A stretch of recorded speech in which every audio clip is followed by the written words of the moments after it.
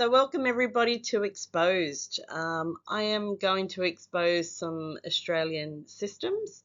So I have been a subject to abuse and been failed by the Australian system. This includes our medical system and also our legal system and negligence. So this is my personal experience. However, I'm basing it both on safety, Australian Federal Family Court's negligence, and just general negligence is medical negligence as well. So my name's Selina. This is my organisation, SME Safety Solutions, and this is my medical investigation. So I do have a background in neuroscience safety and mental health, and I'm also a safety professional.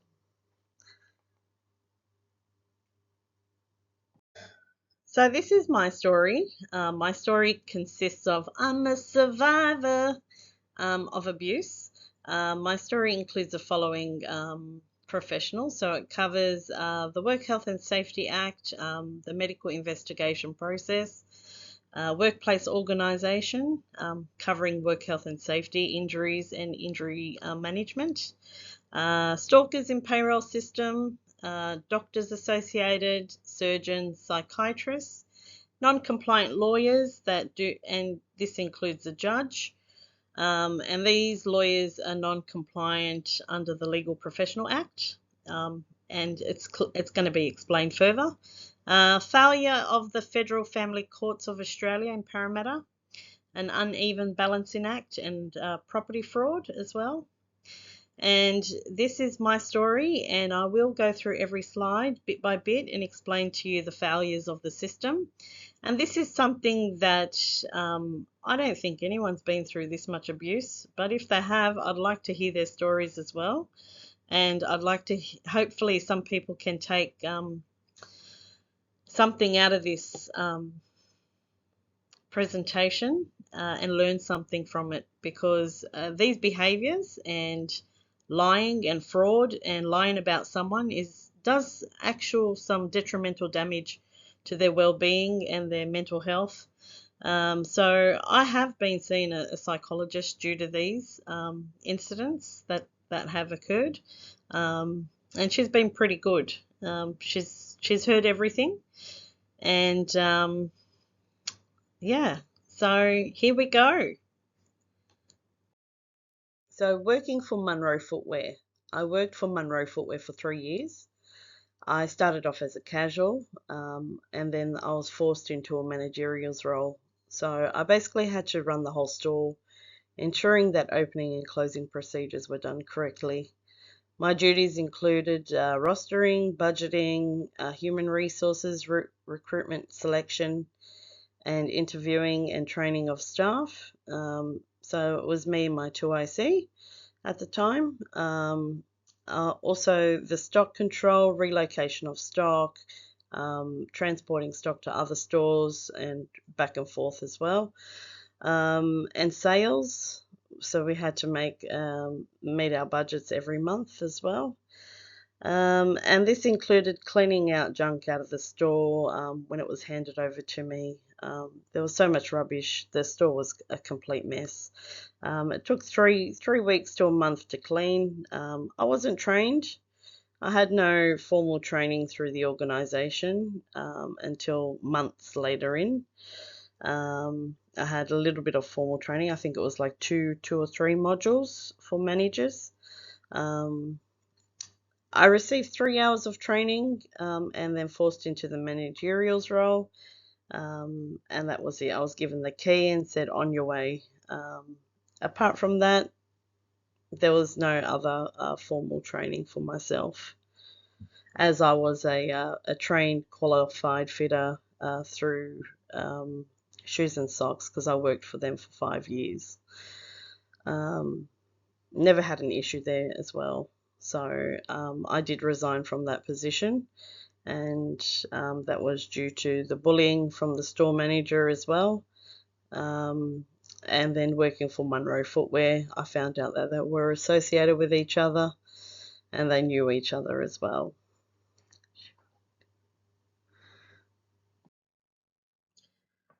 So part two, there were non-compliant areas of work health and safety and not following the legislation or the recommendations for health and safety. So a big one, I will go through everything throughout each different slide where they're non-compliance and where they failed their due diligence or their primary duty of care. So the first one I'll go through is providing the appropriate PPE and safety equipment for staff to do their job safely.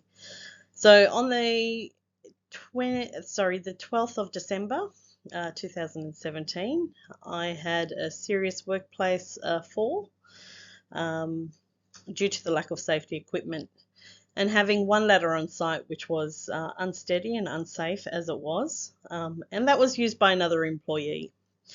So which placed her health and safety at risk as well. So during one of our peak seasons, where we're meant to be well equipped with safety equipment, which wasn't. So this was unacceptable, and the company and the safety personnel failed their duty of care to come out and observe the workplace and provide the correct safety equipment. So this falls under Section 18. What is reasonably practicable to ensure health and safety within a workplace. So we have Section 18 and 19, the primary duty of care. So primary duty of care and the PCBU, which is the owner of the multi-million-dollar organisation, had a duty of care to provide, train, ensure that fixtures are properly well maintained, to physically come out and observe the physical work environment to ensure that all safety equipment is provided to all staff to ensure that they do their job correctly and safely, be trained in the area, and also to observe if there's any other associated risks with the environment. So not having enough room for stock in the stock room was very, very, very poor effort from this organisation as well. As you can see, we'll go through photos as well as evidence. From a multi-million-dollar organisation, I think their processes could have been better, and their systems of work could have been better. They had a safety team on site, a safety director. I won't mention any names. And they also had a return to work coordinator. They could have managed this a bit better. So you've got the safety director who has people under him who are meant to actually physically go out and observe workplaces, do safety audits and checklists, and everything else, and provide appropriate training to all staff. So PPE, I'll give you an example, can be anything from ladders, your hard hat, your safety stepping stools, correct safety gloves, eyewear, hearing protection, whatever it is that you're using. It's as a reference as personal protective equipment. And that ensures that you do your job safely, and it protects you from sustaining further risk or injury to yourself. So after my fall, my accident, I was left with serious injuries to my right ankle, my foot, my lumbar spine, neck, and I was knocked out cold. All I remember was falling back and then my employee shaking me to see if I was okay. So the fall, we've got, as I regained consciousness, I picked myself up and contacted my boss. No ambulance was called. There should have been one called because I was knocked out unconscious. So my injuries were quite serious, which left me with impairments in my body. I had to report it to the regulator myself. Now, that wasn't my duty and it wasn't my responsibility to report serious injuries, accidents and illnesses to the regulator. That is actually the safety director or the return to work coordinator. So the return to work coordinator failed her duty to report serious injuries in the workplace. So that falls under Section 36, 37, 38 and 39 of the Work Health and Safety Act. So I ended up contacting my boss and just saying, I'm heading home. I don't feel good. I had to drive myself home. and then drive myself to the medical practice. I had very blurred vision. I felt like I was struck by a bus. I couldn't walk. I was hobbling along. I was sent for an emergency CT scan to ensure that there was no bleeding in my brain or on in the neck region, and an ankle scan. It was an MRI done at Norwest. I took a week off, but I couldn't walk well. I basically was hopping around in pain the whole time. The doctors recommended that I reduce my hours, my working hours. However, that was refused again from the return to work coordinator and my managers on 2 occasions. My pay was tampered with, and I was forced to do things against my doctor's recommendations. I was consistently bullied and harassed by the return to work coordinator. Um, and I had to organise my own surgery and my operation through the insurer, which again, this should be done, uh, the return to work coordinator's job. It's not my responsibility to initiate or do any paperwork. It's actually their job and their role and responsibility. I'm not being paid to do the return to work coordinator's role. I have done my CERA training through the New South Wales government for return to work. I am qualified, and I did this after my accident, my injury. So this falls under Division 4, Section 27, the duty of return to work, and this falls under the Safety Director and others as well. So these are some pictures of the day of my workplace injury. So it happened on the 12th of December at 3:32 p.m. to be exact. That's me sitting on the floor after Joy, which was the person sitting in front of me, shook me and woke me up. I was unconscious. And I had an ice pack on my ankle, my right ankle. You can see in the picture there was a milk crate. I had no safety equipment. The only ladder that was available was that faulty, wobbly one that you see in the picture. So I'm not too sure where they got their pictures from.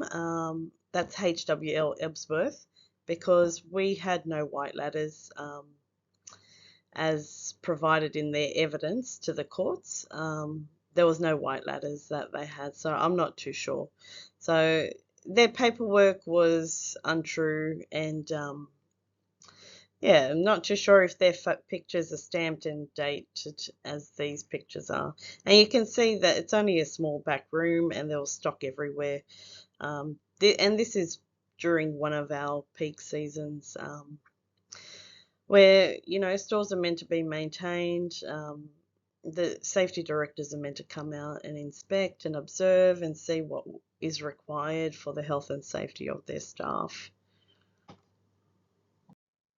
So injuries, before and after surgery. So before surgery there was pain. After surgery there was still pain, but worse. The swelling was there during and before surgery and after. Shooting pain came after surgery. So the nerve damage was after the surgery. It's important to do trial and error of treatment. So to understand what works with your body and what doesn't. I went to the physio, and you can see on my right leg, you can see my ankle was severely swollen still. That this was after surgery, and he put the machine on, and the pain that it sent down my foot into my foot, and my foot started jolting. I felt like I was being electrocuted. It was severe. I started screaming. So I told Tony to stop it immediately, and I never went back to the physio for that reason. The pain was excruciating, and physio did not work for me. So I did a lot of stretching at home, using the foam roller as well. So swimming works, foam roller exercises, a bit of yoga. In terms of that, cycling helped a little bit to just reduce the pain and rebuild the muscle in the calf. but I did lose an extra like 5 centimeters of muscle in my right leg, in the circumference. Um, so it's never been the same, but we remember, look, when you sustain injuries, it's not the end of the world. You still have to pick yourself up if you have family or kids or whatever it is that you have, and you still have to keep going. So you still have to stay positive. Just think, these injuries, they're injuries, regardless of your size. If you're really small or really large, once you're injured, you're injured. You can't change that. It doesn't matter about the weight. The weight helps a little bit, but regardless, once you're injured, you're injured. And people can say whatever they want. Unless they've been through it themselves, then they can actually give you their perspective on it. But remember to stay positive, and keep going. Like, try different things and do what works for you. So after surgery, I left the hospital. I had to buy medication from downstairs. My ankle was very swollen and I was in a lot of pain after the anesthetic wore off. After a few weeks, the ankle got infected, so I had to go get antibiotics. However, antibiotics was not the treatment for after a reconstruction. You're meant to be on an IV drip, not oral antibiotics, but it still worked, but that's not the issue. It was discolored.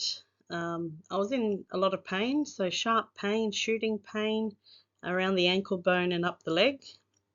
Numbness in the foot and toes, loss of sensation. I couldn't feel it. It was like completely numb. After surgery, a few months after, I started noticing sharp pains traveling up the leg. There was a lot of loss of muscle, which I had to regain, but still there's a big difference between the right and left leg. I had to inject myself with blood thinners into the stomach, and my stomach was purple for a while. So my mother and father picked me up from the hospital.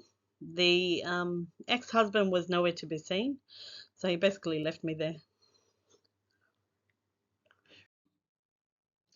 So we're coming to workplace stalking. Workplace stalking is not tolerated by anyone. It is illegal to stalk and harass someone and bully.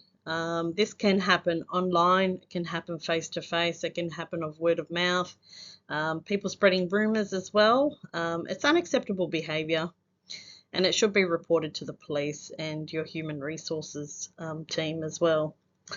Especially if it's happening outside of work, as well as people sending you unnecessary messages or ringing you when you're on leave. Leave is for leave. When you're on annual leave, you're not to be harassed by your employer or another employee. That's the whole purpose of taking annual leave, is to have a break from work. Workplace stalking, like employees. Some employees might have grudges or something along those lines. I had 2 employees actually stalk and harass me online, and it was consistent stalking and harassing, and it was to do with something that they got caught out doing, which was illegal, and that included online bullying, so stalking on social media and other applications as well. So we're not going to tolerate that in any work environment, and it's unacceptable. Sometimes when you're going through your workplace rehabilitation, in any scenario, you can get external professionals if you're finding that your return to work coordinator is incompetent or doesn't know what she's doing, or you're being bullied and harassed as well by them. You can ask your insurer to provide you with an external professional or a workplace rehabilitator. I did that. I got Carlos and one of his associates to slowly transition me back to work, because I was left for 3 months in a moon boot with no rehabilitation. So I had to initiate that myself. So slowly transitioning back into work, there were seats and stools provided. So being in a retail environment, A bar stool is not fit for purpose. It's not safe, it's not ergonomically friendly, and I had to sit at the counter with a very unstable bar stool which kept falling over. So that comes to the next phase of providing and applying suitable duties. When working in retail, it's quite a fast paced environment and you have to be on your feet consistently.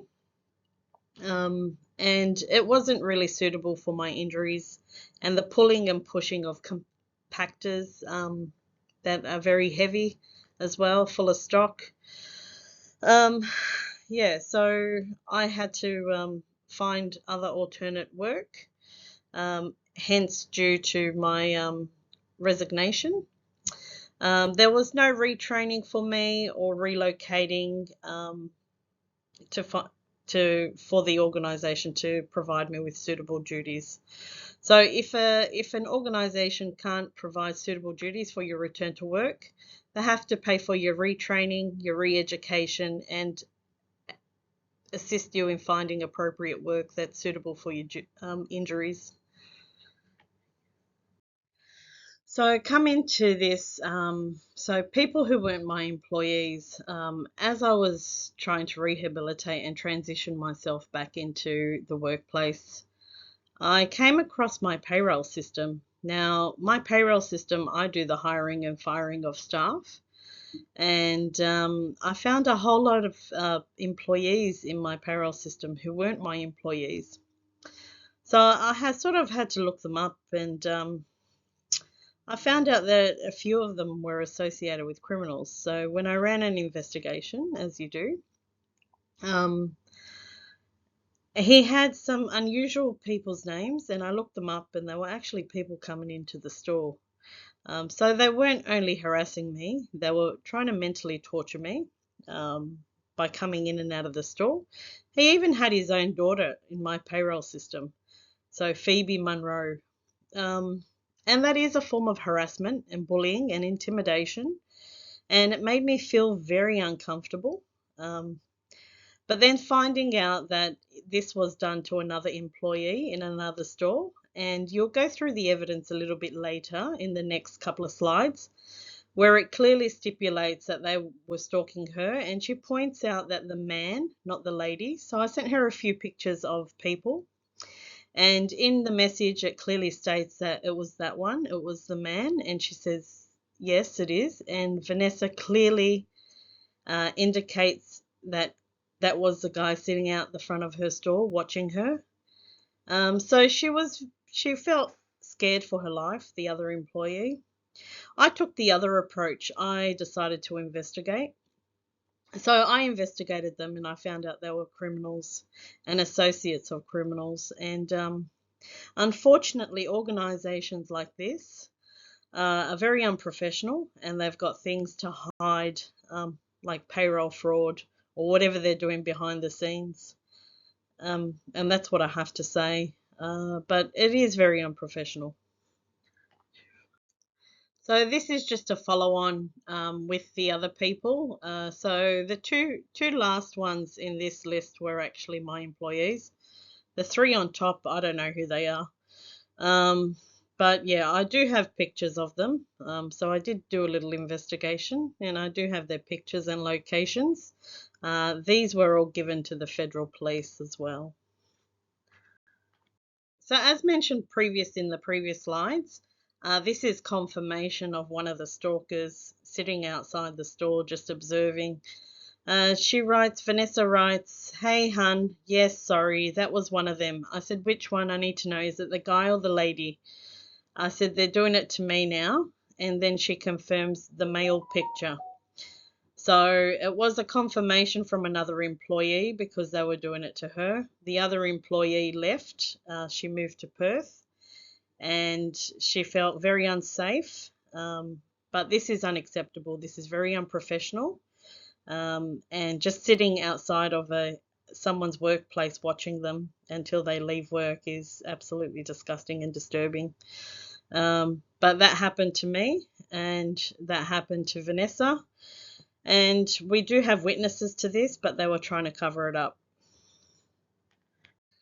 So these are just a few faces that I found in my payroll system that aren't my employees. So, and there are a few more, but I won't put them up, but they're just a few of their faces.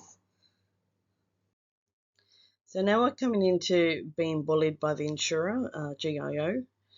So with my situation, they were refusing to pay my medical costs associated with my rehabilitation, which is inclusive under the Act and under the Workers' Compensation Act, that the insurer is to pay for anything associated with your rehabilitation. This includes any apparatus or any modifications done that you require, your rehabilitation costs as well. So you've got your chiro, your physio, your massage therapy, whatever it is, your treatment in your treatment plan and what your doctors have recommended. All your travel expenses associated with your medical treatment. So to and from, you must keep a log of all your travel. Even if it's interstate, they still need to organise flights. However, if you organise them, they are to reimburse the costs. The communication with the insurer should be clear and direct with no in-betweens. So bullying and harassment from any insurer is unacceptable, and that goes under psychosocial hazards as well, because they're not working in the best interest of the injured person. They're working, insurers like to get away with not paying, the full premiums and everything else that they need to, and they don't work in favour of the injured person. They work in favour of their pockets. Consultation with doctors and collaboration should be clear. The injured person should be included in this process. It should be clear communication, understand and go through the plans, your treatment plans, whatever is required, and costs associated as well. In my situation is not the case. Several times they're refusing to reimburse funds, and they've been tampering with the child support payments. So they've been very inconsistent communication, and I've had to initiate everything myself, which will be brought up in court proceedings as well. So now we're coming into the failures of the workplace under the Work Health and Safety Act. So there are several divisions and sections of the Act that were non-compliant in my matter.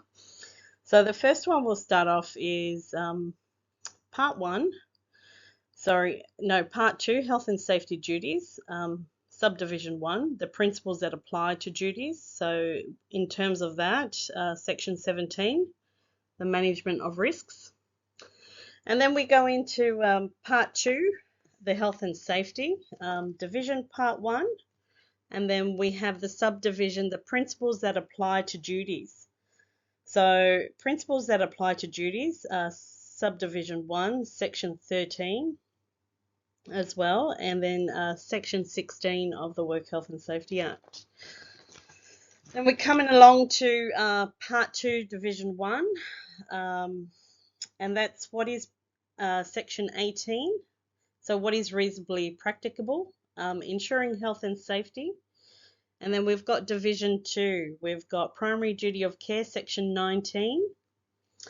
And then it goes further on to Division 3, further duties of the persons conducting business or undertakings. So this is the PCBU, their duty of care and their due diligence. To control the workplace, control fixtures and fittings, the design of the workplace, providing appropriate PPE, the business and undertakings to supply and maintain structures, the duty of a person conducting business or undertaking, so that's PCBU again, to install, construct and commission plants and structures.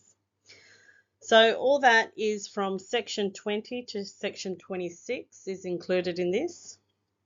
And then we're going into Division 4, so the duty of officers, the duty of the workers, and the duties of other people in the workplace. So there's section 27, 28, and 29. And this will go back to the management. So you've got the safety director, the PCBU, the directors, the area manager, and then it goes to the managers.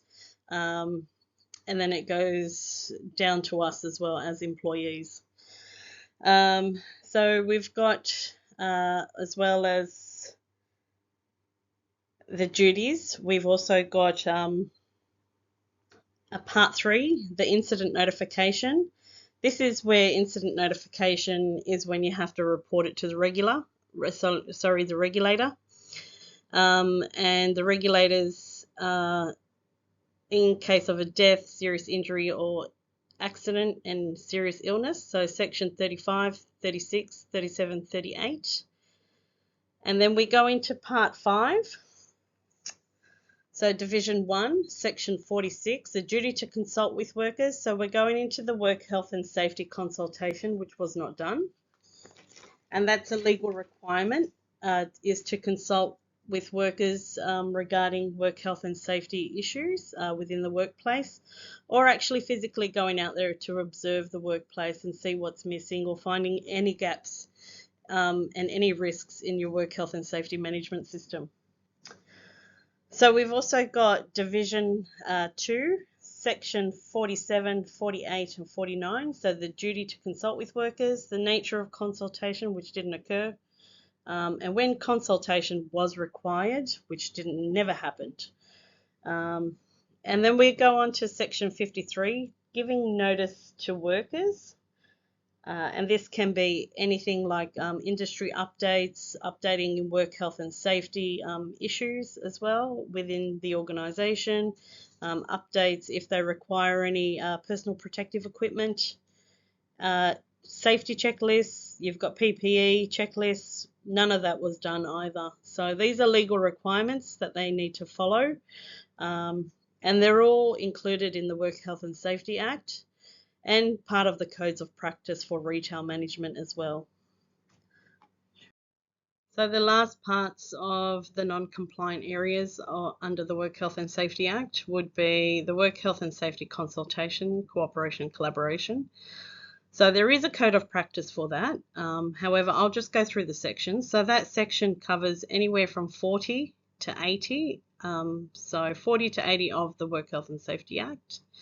And that covers your HSRs, their duties, the roles, managing risks, and consulting, so the whole process. And then we've got Division 5, Section 81, the resolution for health and safety issues, which wasn't done as well.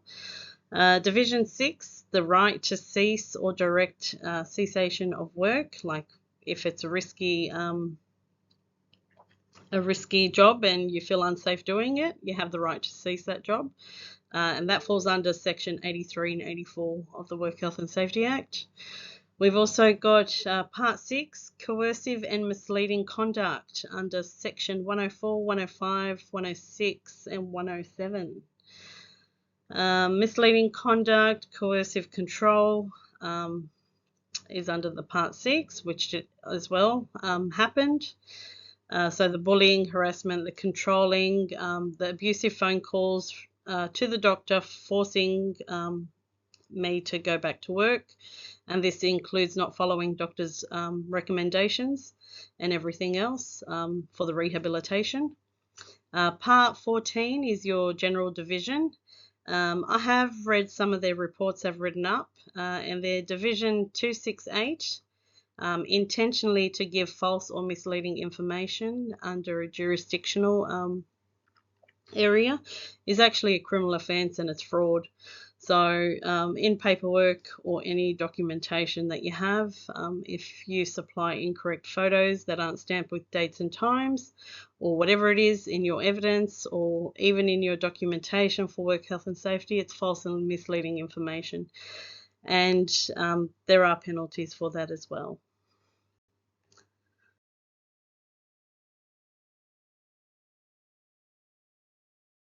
So the first psychiatrist I saw was Dr. Richa Rastogi. She diagnosed me with anxiety and depression. I wasn't in a good state at that time. And Dr. Rastogi basically told me I was normal and I had nothing to worry about and I'm not abnormal. She gave me the all clear. She didn't need to see me again, but she didn't provide me with a clearance letter. She provided me with other letters of evidence as well. So I've got a voice recording here that you will hear. And my diagnosis was basically manipulated in court against me. Unsure why. I think it's got to do something with the insurer and the organisation. And we'll go through that in a few slides as well. The corruption and payroll fraud and the criminals found that were in my payroll system. Hence, previously mentioned to that, I did the hiring and firing, so the recruitment and selection, so I would know who is in my payroll system. And this has basically stopped me from seeing my children. So I don't know where they got their information from. It's quite obvious. So you'll hear snippets of the voice recording, and this is unacceptable from any so-called professional, but I have contacted Dr. Richa Rastogi to provide a clearance letter. I never heard back, so I'm not too sure what they've done.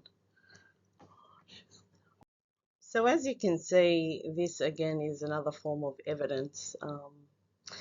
And this is something that a psychiatrist has to give their patient at the end of their treatment or during their treatment. So there was a suggested trial of Vladoxin. However, on the prescription that I've got, it's got two medications which weren't purchased. They were just suggested, and it was only for 5 weeks. And this was for the management of anxiety. So I did suffer from anxiety, panic attacks, and I wasn't sleeping very well.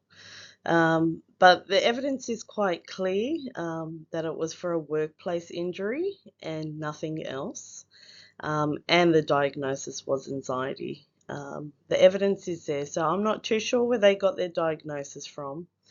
And you can tell through the other documentation and everything else that it's been tampered with. So someone here is liable for damages, and it's unacceptable to manipulate the system and lie. So they've lied through their teeth, not only to my children, but to everyone else. And in making fun of someone who has anxiety is actually a form of discrimination. So discriminating against someone's mental health status.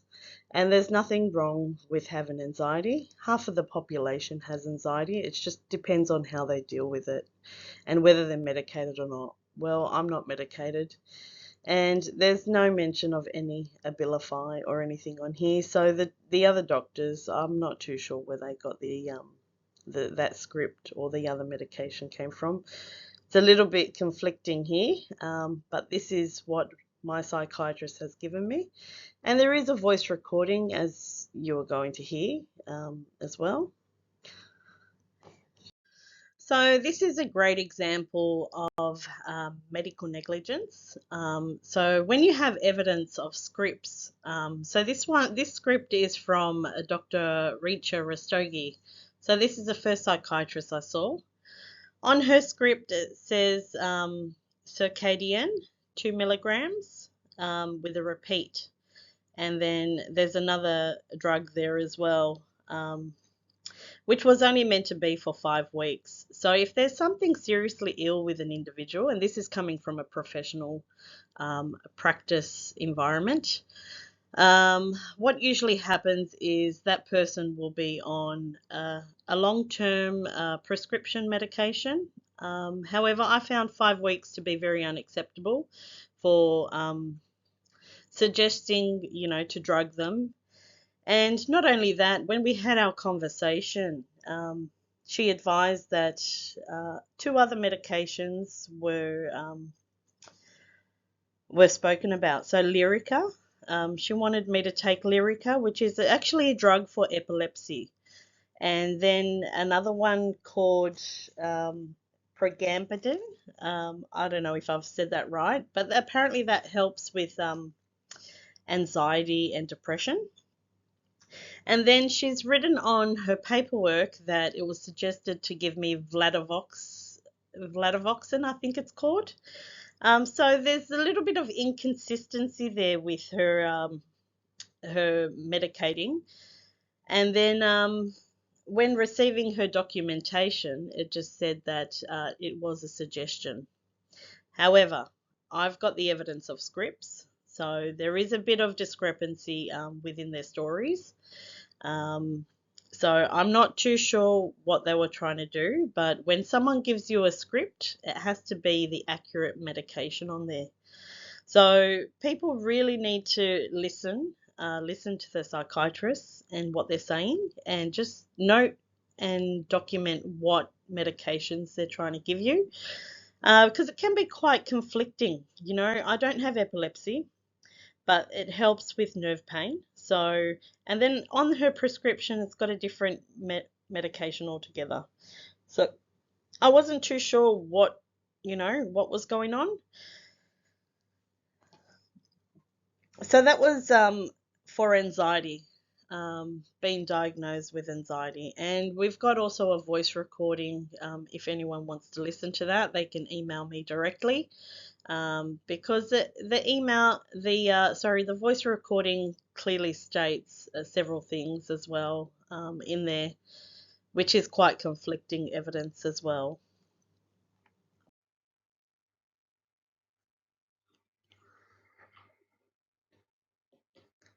And you are no. There's nothing wrong. You're not a no. There is. I'm actually in a lot of. I still can't feel my last two toes. Yes. So there is a medication called Lyrica. Yeah. It is a drug used for neuropathic pain or nerve pain. You can take it as needed. But it also helps with anxiety and sleep. It is not a painkiller. Okay. It is not one of those Canadian. Because he put me on consistent Nurofen, but I found it hurts my stomach. Look, Nurofen is.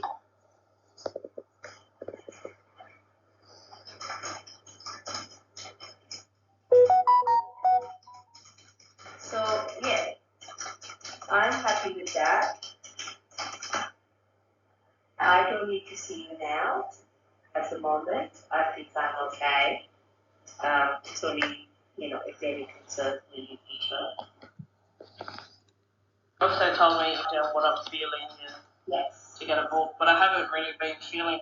No, so that's good. While you're feeling bored, it's a good sign that Yeah. And if you're anxious, you know what to do. She said just write down what you're feeling, and that's all. So there you have it, guys. Yeah, a diagnosis of anxiety, and the recording clearly states that I'm normal and there's nothing wrong with me. And that she no longer needs to see me anymore, but failed to provide a clearance letter, a discharge letter out of her care. So there are several things that are inconsistent within the matter, and using a diagnosis that never existed. So yeah, it's very, very interesting. So we have a few questions here. Professional clinical practice. So why professional clinical practice is so important? It is very important to have a positive relationship with your clients. So professional clinical practice also involves the documentation, the way you present yourself, and your professionalism. And this includes your qualifications and your skills and your ability to do your job, ensuring that all your skills are up to date and you're maintaining with your continuous improvement, your industry knowledge, and everything else that goes with it. So professional development, building that professional relationship with your clients is extremely important. So having that trust and being able to talk to them about anything, about any problem, which is very important, because then the patient will look up to you as a role model and come to you if there's an issue. Unfortunately, in my circumstance, it's not the case. I have lost trust in the system due to my experience and the inconsistencies and the humiliation and the defamation of my character. Also, professional clinical practice putting the correct and typing the correct information into systems. It's actually a legal requirement to not manipulate someone's health records and put incorrect information in people's medical history, because they can be sued for fraud, and it can be fraudulent, and it's actually defamation, and what you're doing is actually destroying someone's health records, which is unacceptable as well, because that goes through the whole system, the network of health. Your prescription medication. So when you're actually going and you're getting a referral from a GP to see a professional, they're meant to be professionals in the field. So your psychiatrist is the only one who can actually give you a diagnosis and prescribe you with the correct medication. Your GP is only there to reflect the accurate medication that's been prescribed to you. So having that evidence, so the script from your psychiatrist is all you need, and that's your evidence. Anything else is obviously, there are other medications that can do the same thing, but what you're prescribed with is what you get.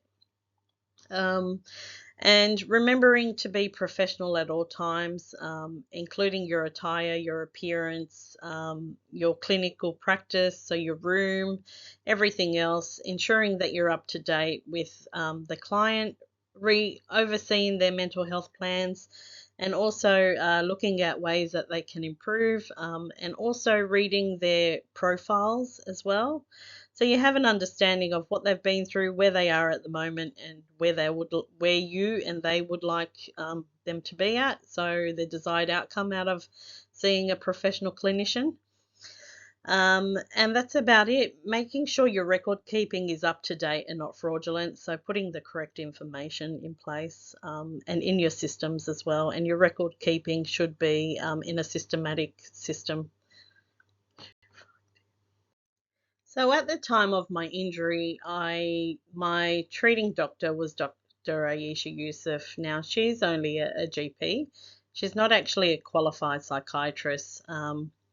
So there was conflicting evidence with the scripts that were provided. Now, we all know that the psychiatrist is the one who provides initial diagnosis and script, and what medication to be put on. So I found this repeat authorization, and I wasn't actually prescribed this medication. So I don't know where Abilify came from, or where Dr. Aisha Yusuf had given this script to, because I never saw her. I never saw her for any psychiatric diagnosis. I saw Dr. Sang, and he was my doctor, and he was very open and honest with me. But in terms of this, this is what you call medical negligence and fraud. So with that, is actually a criminal offence to manipulate someone's health records. It's actually defamation and damages to health and safety of that individual. Because when you do your research about this medication, it actually affects your ability to drive. So say if I was to take that medication, which was not prescribed to me, it would put my family and my health and safety at risk as well, because this medication, when you do your research about it, actually makes you drowsy and sleepy. And I was never prescribed this medication, so I'm unsure where this Abilify came from. So when finding the two scripts, they were very conflicting in evidence. Not too sure. When questioned about it, when I spoke to the medical practice, they tried to cover up information and cover the lady's steps. They refused to give me a copy of my medical records, which again is a criminal offence. You have every right to have access to your full medical records whenever you need to. All you need to do is sign an authorization letter, and that's all you need. However, I went up to my health medical centre and asked them and I did confront them, and they failed to provide any feedback. They were actually rude and abrupt. I do have a recording of the female behind the counter. Apparently, she's a reception manager. And I did record her, and she knows that she was being recorded. And she was extremely rude. And she came up and stood in front of me and tried to intimidate me, which was extremely, extremely rude. So I had to report them, but I eventually got a hold of my medical records, and it clearly stated that, well, this clearly states under the Evidence Act that these doctors are up for medical negligence. And not only that, wanting to cause harm to someone's well-being by providing them inappropriate and not the accurate medication. So they failed their duty of care under the Medical Professional Act. And I do believe that they should be sacked, because this is very unprofessional and defamation. And it's actually humiliating, to know that these people are people that you look up to as doctors, and they're meant to be professionals in the field, and to go ahead and manipulate and provide false scripts, it's unacceptable. So this also rang alarm bells with a script with Dr. Aisha. The last time I actually physically saw Dr. Rastogi was in March in 2019. So this was purchased after the fact. So I'm not too sure where the script came from again. But this is the medication that Albert went to purchase. I never took it. I never took any of the tablets. But he purchased it anyway. So I'm not sure what his intentions were, because that wasn't my script, and Dr. Aisha is held accountable for giving someone else a script. Lucky I found it and I put two and two together, because I was never ever prescribed Abilify. So there is intent to cause harm, and this could be considered as manslaughter. So I came into, did a bit of research regarding surgeons in the local area, and I found Mr. Viola, Dr. Roderick Cuo at Norwest Private Hospital. He had some good ratings and some bad ratings for an ankle reconstruction. So we went ahead with surgery. On his website, it claimed that he was a professor, but professors don't use equipment that's for the shoulder, right? In your ankle. So it was a little bit unusual for me, finding out this through my medical investigation.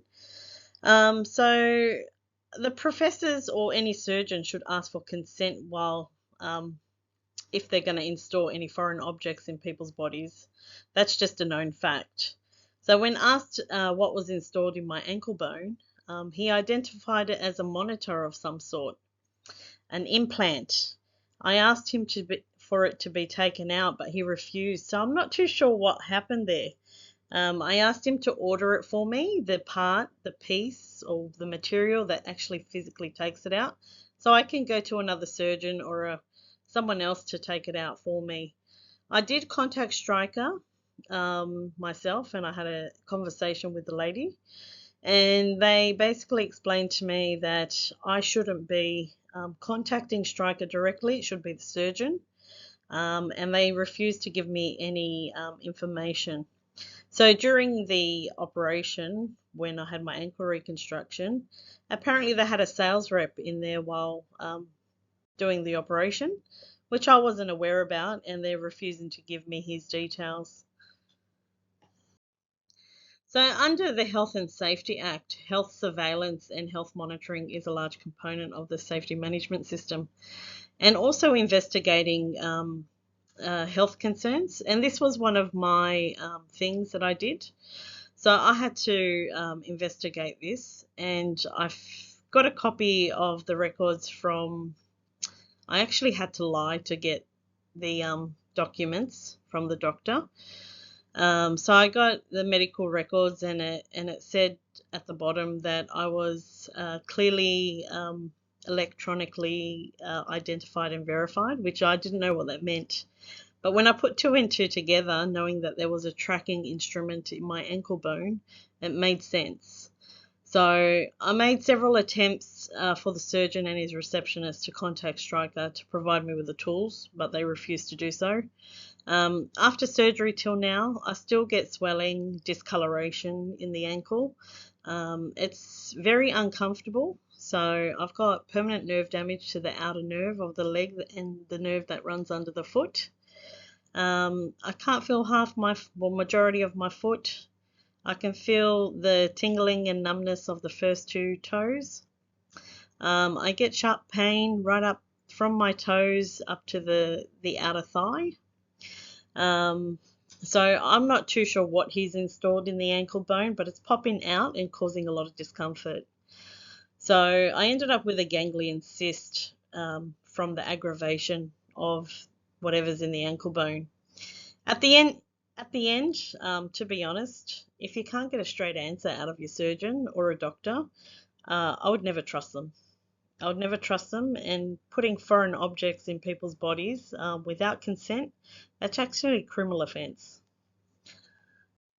So I came into contact with Dr. David Alkin.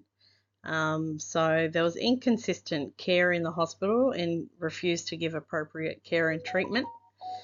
So saying this, this scenario happened. I was followed to my family's barbecue by my ex-husband. I was with the children, which obviously was only meant for me and the children to attend. I was followed there, and he was G'ing up my brother, and then I was physically assaulted. I tried to take Tiana out of a traumatic event where she was, some other child was pegging a ball at her. I took her to the park to get her out of that environment and talk to her and just calm her down because she was in a lot of tears. And I was physically assaulted in front of the children. I was punched in the head on several occasions over child support payments. I went to the police, but there was nothing done about it. Instead, I ended up going into hospital. They failed their duty of care at Westmead Hospital. They didn't provide basic first aid, no head scans, no painkillers. I was in hospital for 3 days. I ended up having to go to my GP and get a CAT scan done on my head, and I had 2 large hematomas on my head, which is unacceptable for a hospital. Any head injuries, regardless, even if you have lumps, they should provide you with a head scan. And in saying that, they couldn't even provide me with an ice pack to put on my head. Dr. David Alkin came back and he said, yes, this is domestic violence, and then came back 2 minutes later after a phone call, then changed his mind and kept me in hospital for 3 to 4 days. After that, I was discharged. I went straight to my GP. I just found that the duty of care and these hospitals are absolutely disgusting, and these doctors are very unprofessional. I don't know how they get their qualifications, but if you can't provide basic first aid like painkillers and an ice pack in a hospital, I have serious concerns about the people who go to hospital. So we also had illegal cameras installed in the property. I'm not too sure what they were for, but an organisation called Boss Controls, and again, they were further investigated, and there were links to organised crime as well. There's a picture in the middle there of the hematomas on my head. That was after I went to my doctors and got a scan. And that was 4 days after, so you can imagine on the day how big and swollen they were. Yeah, so that's what I went through. I basically felt like I didn't know what to feel, to be honest. I would never forgive them for what they've done to me.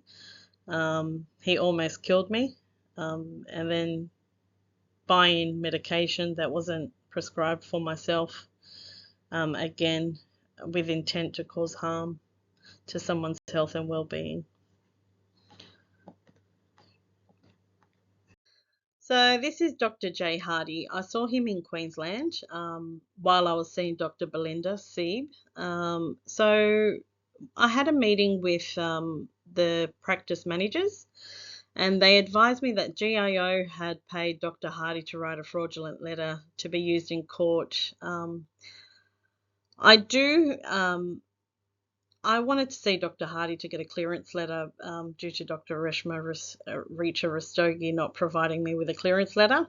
So I had to provide all the evidence and voice recording associated with police reference numbers to the appropriate people, and his evidence was actually taken out of the exhibits due to fraud and due to his voice recording. He clearly states that it was not meant for court purposes. And yeah, when I approached him, he didn't write back. I had to deal with a practice manager. So, look, again, if you're going to do that, that's fraud and it is a criminal offence, again, and you could be stripped of your accreditation and your licensing. And Dr. J. Hardy clearly states that I do have anxiety, and he did want to give me medication for 3 months, but 3 months I didn't need it. I was highly stressed at the moment at that point in time. So yeah, we left it at, if required, on a medical treatment plan. So we were appointed a person to provide a child impact report. Unfortunately, the doctor that was appointed used a computer program to provide myself, a with a diagnosis, which was really funny because the relations space was meant to provide a child impact report, not to give a diagnosis using a computer program, which is completely unprofessional, and he's not my treating doctor.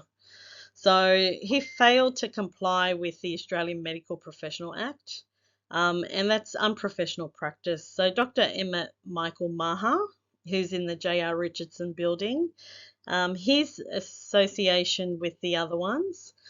So we had four organisations to pick out of, and Albert picked him. So I do believe that I was being targeted for no reason. And to make comments like that, I just found very unprofessional. And if you're not someone's treating doctor or psychiatrist or psychologist, you have no right to make unnecessary comments or remarks about an individual. So the other psychiatrist I saw was Dr. J. Hardy. Look, he was pretty honest with me, but there was a few things that I wasn't very happy with. So finding someone very easy to talk to is very important. However, being a professional in your occupation, yeah, you have to be professional at all times. Finding someone easy to talk to that you can build a relationship and trust is very important.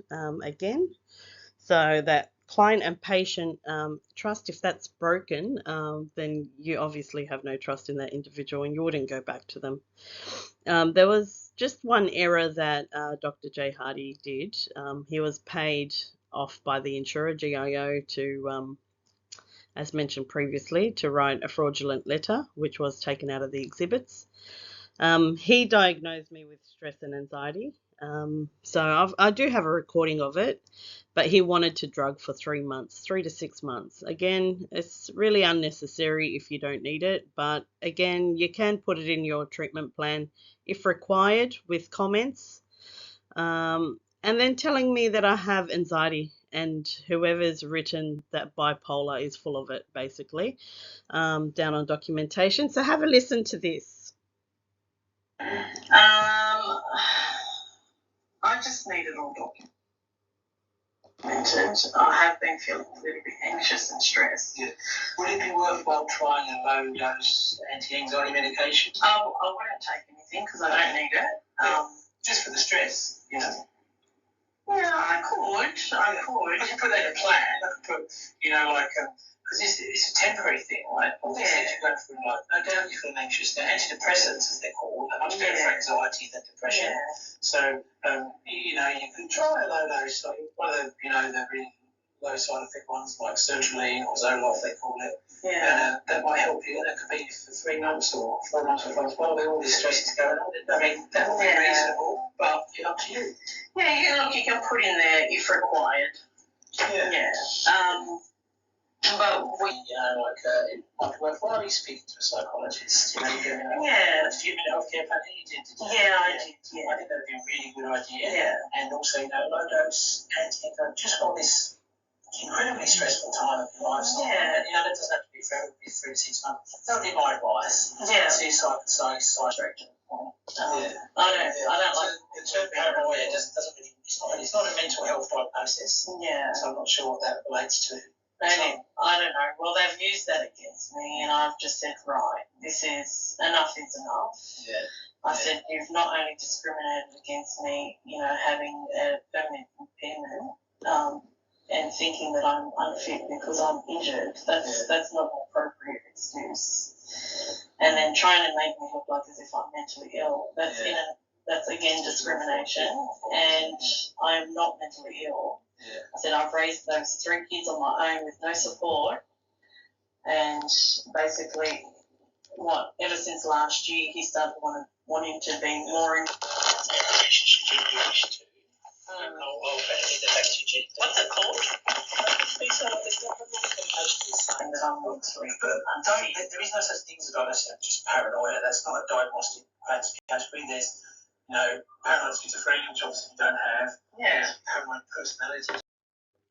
So we're coming into the non-compliance and breaches of professional code of conduct for medical professionals, and this is for psychiatric clinics.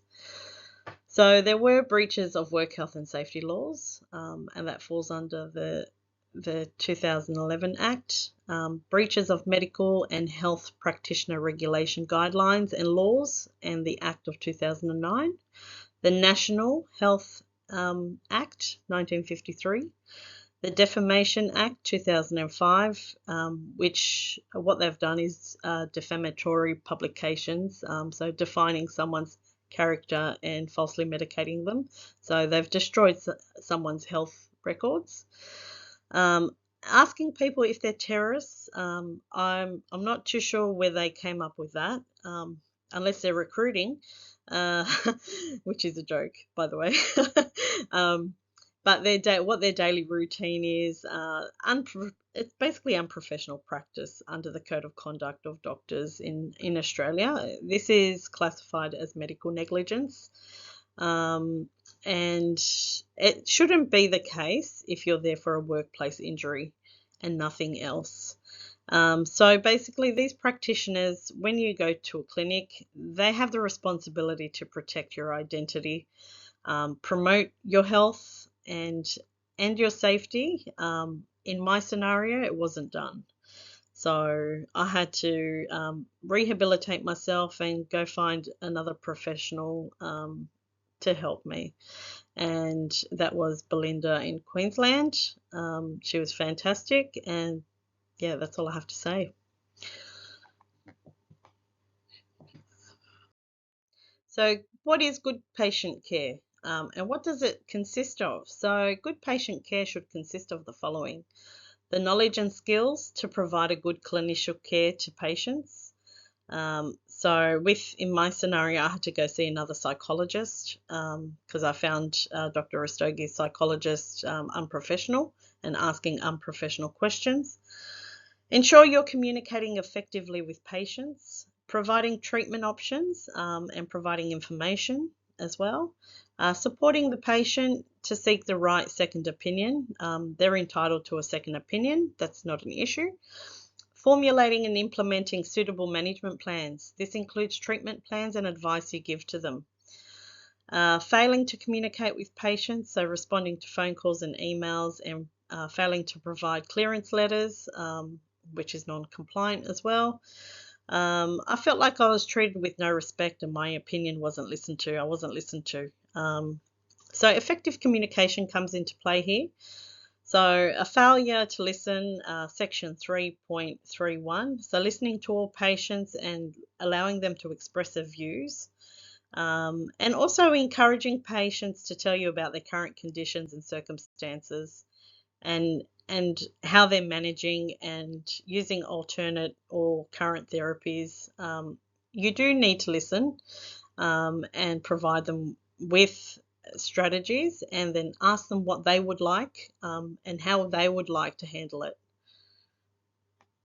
So we're just continuing with the numbers, going down the non-compliance areas.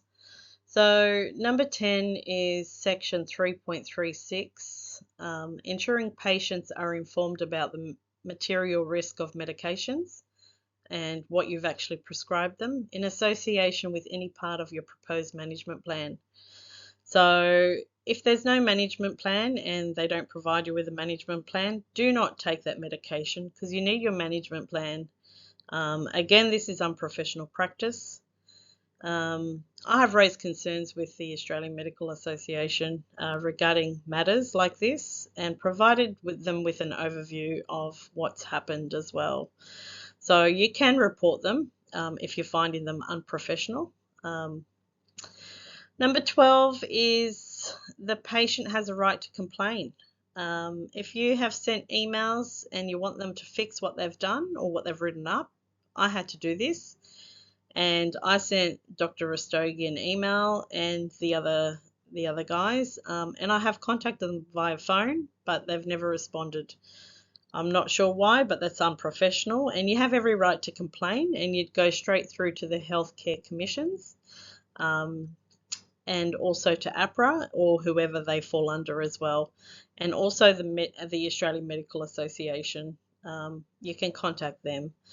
They can try and fix it, but once they've made the error, I don't think there's a chance of fixing it. But look, in my situation, I've had to fix it myself. So here I am talking to you about negligence today, and this is a great example. So you have every right to report. Doesn't make you a Karen, as they say. But yeah, you do have the right to report because it becomes a case of defamation and medical negligence. Moving along now. So we've got number 13. So section 3.11.2. You've never worked with someone to resolve any problems in your service. If you don't resolve problems within your service, again, that's unprofessional. And then you can get a bad rapport. So it is word of mouth, and you might even get a very negative Google review as well. So, and if you find someone unprofessional, look, just tell them, fix it. If they're refusing to communicate or anything like that, then obviously their service is unprofessional. So a reminder, just be professional in your field, if whatever field you're in. Number 14, 311.3. So not providing with prompt responses or a proper explanation or an apology to what they've done to my family and myself. I got no written apology, no nothing, absolute nothing. And she wasn't really, I don't think the communication was there from the beginning. It was only one-sided. Moving along to 15, number 15. So the referring to another doctor for no reason is another code of conduct.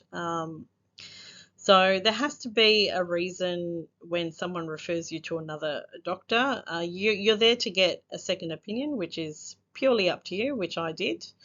And that's when I saw Dr. Belinda and I saw the other psychiatrist, and he's like, you have anxiety, yes, and you are highly stressed, yes. And that was my diagnosis. There was nothing other than that. So I'm not too sure where these other doctors came up with a diagnosis. And using computer programs to diagnose someone is extremely unprofessional. It just goes to show that that individual doesn't have the skills and capability to do their job. If you can't give a proper clinical diagnosis, then you shouldn't be in the field. Number 16, So I found MediMind and the other organisation to be non-compliant with the relevant laws and appropriate medical policies and procedures, and not following the codes of practice for the industry. So that's my situation. That's what I went through. So just a reminder, everyone, please be professional in whatever field you're in. So under the Codes of Practice for Australian Medical Code of Conduct, it clearly stipulates that all doctors are to take reasonable steps in listening to patients, and if they have a reason to think that the patient's safety is being compromised, and that all medical records should be true as well. So under the Code of Professional Development, I'm certain that the Dr. Rastogi and her co-workers in my situation and dealing with the other doctors as well, they don't have the skills or knowledge to practice in a medical facility.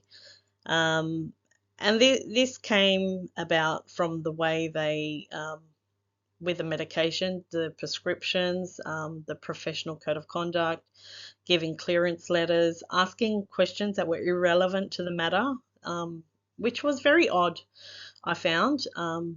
And their jewelry and their appearance and everything else that they were wearing, I could tell they were up to something else. So always trust your gut feeling as well, and always, keep a record, a log about every visit that you go to. So there were breaches of personal information, breaches of my privacy, and conduct. It falls under their code of conduct for the psychologists as well. Number 20 was writing up misleading reports and certificates deliberately. They're actually breaches of conduct, and there are several consequences involving with this. It's actually fraudulent behaviour, and it's actually a criminal offence to provide false information, especially to courts and to the police. So it goes under the Crimes Act as well. So now we're coming into another part of the process, and this is through the Federal Family Courts of Australia in Parramatta. So I had to attend a divorce hearing, which was based all on fraudulent information. There were certain breaches of privacy. The information was inconsistent and non-transparent. Such as, when you're going through a divorce, it's not hard to go on your MyGov account and print off documentation, because all that goes through the whole government. Unless you've got something to hide, then, you'd obviously get handwritten letters from people and other people, and from organisations. So I had asked the lawyers involved to provide superannuation figures.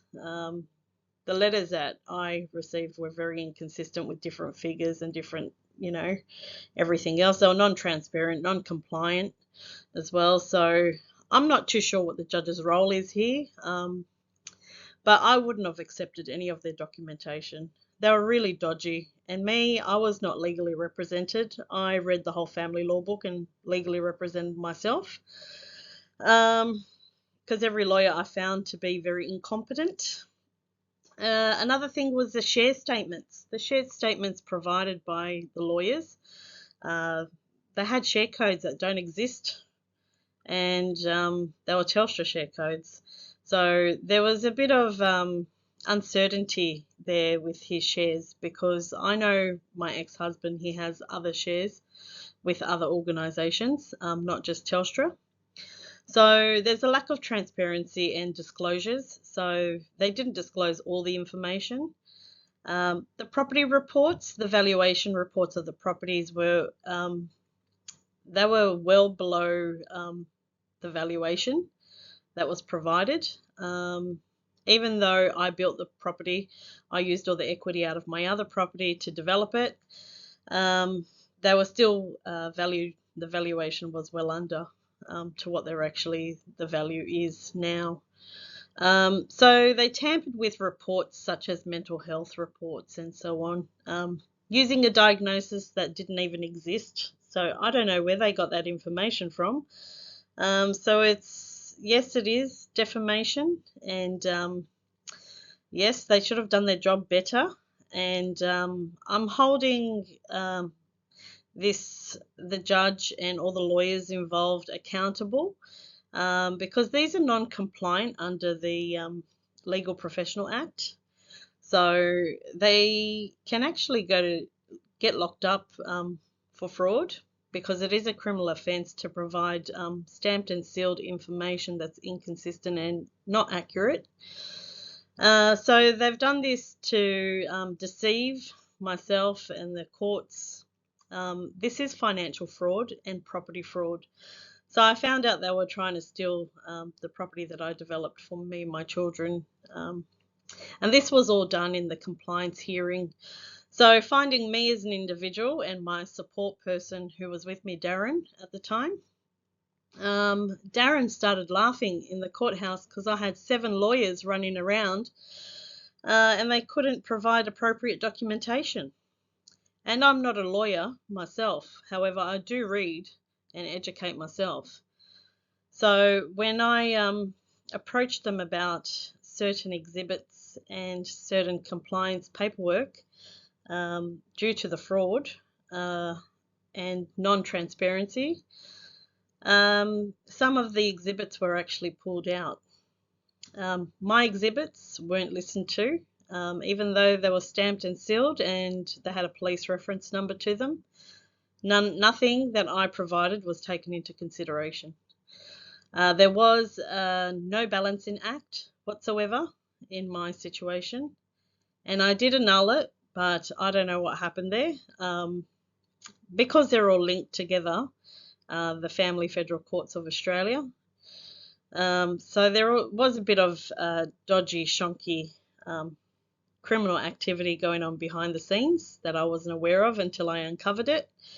But it is fraudulent and no one should be subjected to this. The whole reason why we have courts is to have a fair and just system and to be listened to and provide appropriate evidence. And evidence speaks for itself. So I wasn't going to tolerate this from anyone. I don't really care if you're a judge or a lawyer, but if you're going to be professional in your field. And that will go to the next slide as well. So in saying about the fraudulent documentation, so under the Legal Professional Act, it's actually a guilty plea of Rule 17, the preparation of affidavits and withholding information to mislead the judge's decision, and that's in the courts. So under this rule, providing false information and material and false evidence, usually a lawyer would give notice to withdraw from their proceedings. This is unprofessional and they can be charged with fraud, and it's actually a criminal offence. So it goes under the Crimes Act as well. I think it's section 137 or 127 of the Crimes Act.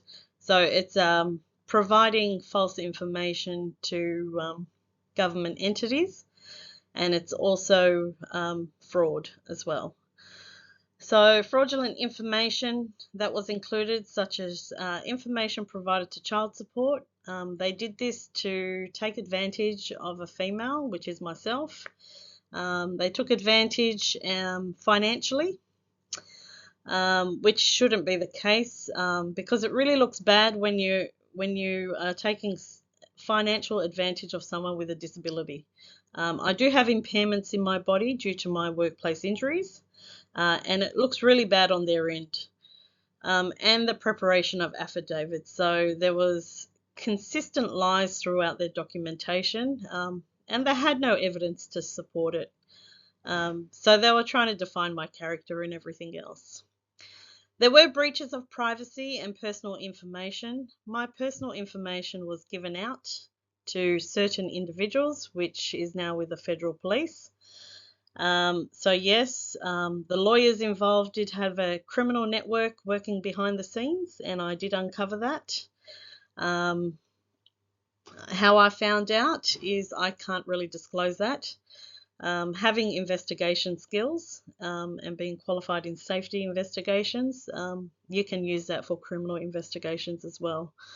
So it's the same thing, it's the same method, you're just looking for criminal activity, and unfortunately I had to expose them. So we're going to talk about insurance companies and how they try and manipulate the system. So in my situation, due to my workplace injury, which is a different matter to a divorce hearing, completely separate. So what happened, I found out through an organisation, well, the medical practice. I had a meeting with the director, and she advised me that the insurer was paying off people, well, professional psychiatrists, to write fraudulent information to be used against me in the court, to stop me from seeing my children. So once I found that out, I actually sent an email through to the actual treating doctors, and their exhibits were immediately taken out of the exhibits from the court hearing. However, they were reported to the police and to the Australian Healthcare Commission. So it is fraud. So it's actually a criminal offence to provide false information to a courthouse. It is fraudulent and it's a criminal offence. So they can be charged with fraud. And this, I had to contact the insurer and ensure that this wasn't going to happen again. However, the doctors associated with this was Dr. J. Hardy and the other psychiatrists that were involved. So from what I've provided to you guys through this webinar, the evidence is quite clear that they've tampered with all the paperwork, and whatever they've provided to the courts was untrue, and it's a subject to defamation and humiliation. This includes a divorce hearing. A divorce hearing is completely different to a workplace injury, so they need to be treated differently. And once you're divorced legally, the other party is not entitled to any of your payout. So I had a problem with this because I found out the insurer, GIO, who were JJ Richardson's, were trying to steal the property that my children reside in. So they might be up for property fraud. And this is currently with the police and the federal police for further investigation. So there is much more that happened. However, I can only disclose so much, and I can't remember the majority of the facts. But having impairments in your body, and these are impairments that you need to live with, is not fun. Look, you do have good and bad days. I'll be purely honest with you. Take the good for good. If you can do stuff, go ahead, do it. Bad days, just keep a low key, stay at home. You know, I still lose sensation of my leg. I've fallen down a flight of stairs. I've even gone to purchase a coffee from a store and I lost sensation of my leg and I dropped. I ended up in Canterbury Hospital. So look, at the end of the day, you've got to look, good and bad days, you've got to take it as it comes. So always remember to stay positive and be a fighter. Education is the key. It's a key to understand your rights. And due to my injuries, I had to re-educate myself and understand how safety and everything works properly. So I learnt about the safety management system. I am a safety professional now. I am diploma trained. I am CERA accredited through the New South Wales Government in return to work coordination. I am Comcare trained as well, so that's a Commonwealth Government. I do hold a few qualifications with them. I am Beyond Blue trained. I am a neuroscience safety facilitator and a mental health focus specialist. I did suffer very bad anxiety from all this. But look, it's taken me several years to control it and be under control without medication. And sometimes it's the environment that you are in that contributes to your anxiety as well. So thank you guys. I hope you take something away from this. Always educate yourself and always be one step ahead. And understand, because some people might take you for a ride and then you have to put them in their place. And that's something that I've done with this presentation.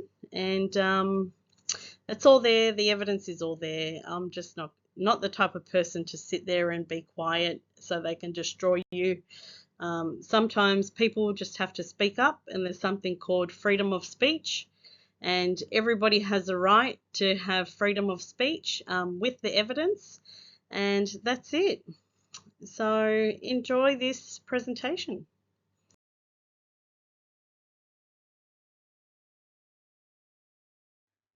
So the end result was, after all the abuse I sustained, and from my employer, the insurer, and the courts, and my even family, they tried to steal the property I built. My ex-husband's father failed to return the funds, the money used to build the property. I was seriously abused and defamed.